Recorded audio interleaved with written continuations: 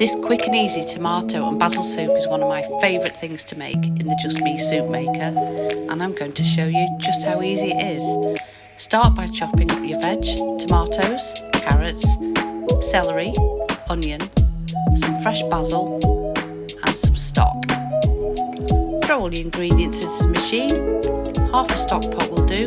Make it up with some water, a squidge of tomato puree, some dried basil, and don't forget the salt and pepper. Replace the lid and then select the smooth function. This takes about 19 minutes. When the program's finished, throw in some fresh basil. This keeps the flavours really nice and fresh. Select the blend program to mix it into your soup.